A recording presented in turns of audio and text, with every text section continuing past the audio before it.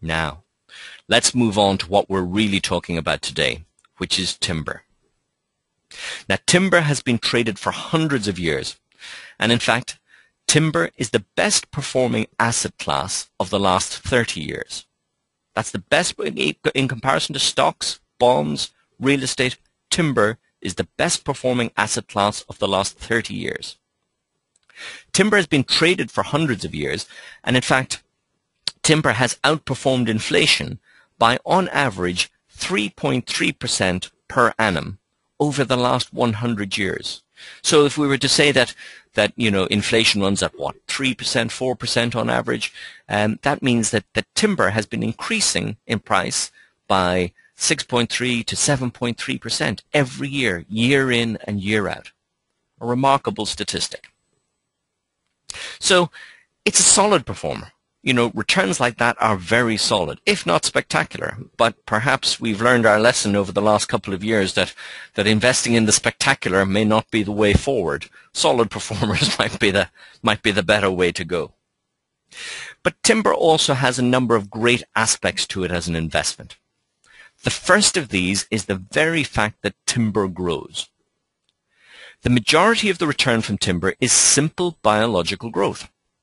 If I put it to you this way, if you were to invest in another commodity, for instance like oil, and you decided that you thought that oil was a good investment and it's going to go up in value, and so you bought 1 barrel of oil for $100 today, and then in 10 years' time you sold that barrel of oil and it had gone to $200, well, there you go, you've made $100, you're in profit. Of course, it could go the other way, and the $100 barrel of oil might turn into $50. Now what's happened? Well, you've lost money. But timber is very different. Timber grows. And it's as if you took that barrel of oil, you planted it in the earth, and in 10 years' time, instead of having just 1 barrel to sell, you now have 2 barrels to sell. So your barrel of oil has grown to 2 barrels. So you can benefit twice with timber. Simple biological growth, the fact that it's getting bigger, and the second aspect of it is, of course, that the price has gone up, and we know that timber is a solid performer for the last 100 years. Secondly, one of the great aspects of timber as an investment is that it's not a perishable asset. If you plant other agricultural commodities like beans or tomatoes or potatoes or whatever, when they're ready for harvest, you've got to harvest them. You have no choice. You harvest them when they're ripe, or you let them rot. And so you're absolutely dependent on market prices at that time. Timber is very different. If the price in the year you choose to harvest doesn't suit you, you can let the timber grow on, and guess what? It continues to grow, it gets bigger, and fingers crossed, the price continues to rise, and you get more of a return. Even better, if, for instance, you decided, well, you know what? I don't really need the returns from the timber in 7 years' time, but I would like the returns from the timber in 15 years' time. There's nothing to stop you doing that. You just allow the timber to grow, it grows on, it gets bigger, it gets stronger, the price continues to rise, and again you benefit doubly.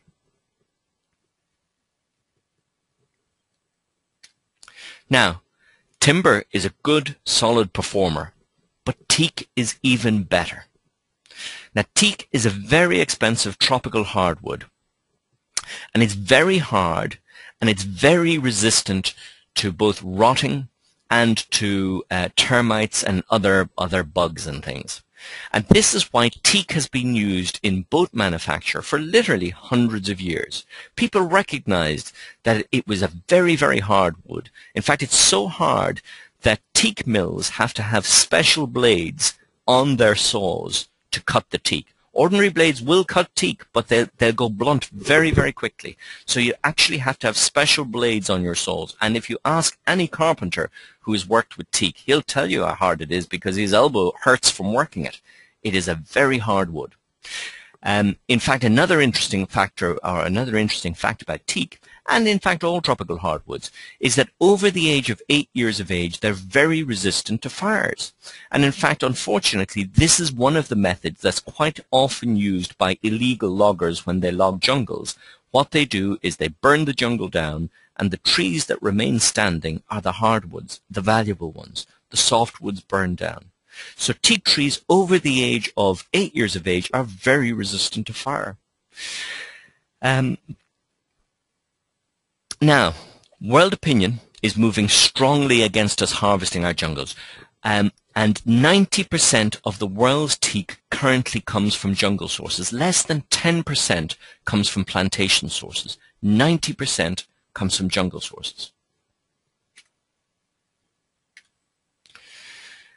Now, world opinion is moving against us logging our jungles, and that's actually being driven also by some legislative changes. In fact, 2 months ago, Australia debated, and it looks like they're going to go ahead with a ban on the import of illegally logged jungle timber, and they're going to make it a criminal offence to import it, or even import furniture made from it. That's a huge change. Now, you might say, well, Australia's not that big a country. They have population, I think, of maybe 26 million people or 25 million people. So, not that big.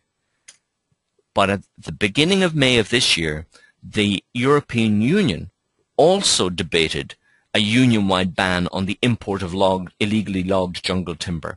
And again, they were debating making it a criminal offence. Now, of course, the European Union has a population of over 500 million people. So, world opinion is moving against us logging our jungles. The supply of illegally and unfortunately logged jungle timber is going to go down. And remember that 10%, less than 10% of the world's teak currently comes from sustainable plantations. Now, teak, of course, it takes about 20 years to grow from a seedling to harvest. So that gap can't be easily filled. So what we're going to get is reducing supply. And on top of that, what we're going to get is increasing demand. And why are we getting increasing demand? Well, it's simple. The demand for timber generally increases in direct proportion to the increase in world population growth. So the more people there are in the world, the more demand there is for timber. It's just a simple reality. The more people there are in the world, the more demand there is for timber. The UN estimates that world demand for timber is going to increase by 60% over the next 25 years. Again, a remarkable number. 60% increase in demand for timber generally. Now, teak is a niche within timber. It's a very expensive tropical hardwood. Remember, less than 10% of it is coming from sustainable sources. 90% is coming from the jungles. Jungle supply is thankfully falling, and that leaves the sustainable supply to pick up the gap. So, and of course, it takes 20 years to grow it from scratch. So it's not as if somebody's going to go out someday and discover a whole new tranche of sustainable teak. It takes 20 years to fill that gap. So what we've got happening here is reducing supply, rapidly reducing supply, and increasing demand. And that combination, reduced supply and increased demand, is going to lead to strong teak price increases in the short to medium term. Now, over time, of course, more people will plant teak, and sustainable sources will fill that gap. But that could be 15, 20, 30 years away.